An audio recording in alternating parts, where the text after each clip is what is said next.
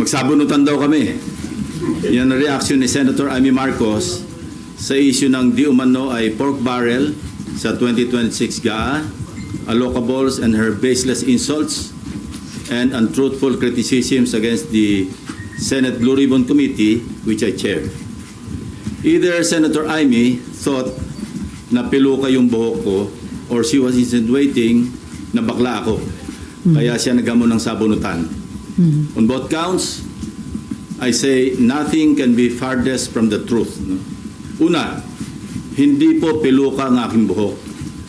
Idugtong ko na rin na walang peke sa mukha ko. Hindi rin pustiso ang ngipin ko. My teeth are all mine. Ulitin ko, walang peke sa anumang bahagi ng aking mukha. Pangalawa, lalong hindi ako bakla. At kung iniisip ni Senator Amy na bakla ako, wala siyang maaaring makita na macho dito sa mundo. Pangalawa, or anyway, please don't get me wrong, I have nothing against homosexuals. It is their choice and I respect them for that.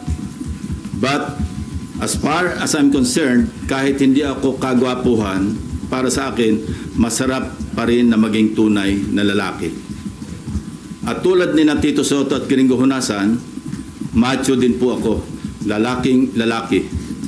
Period. End of discussion.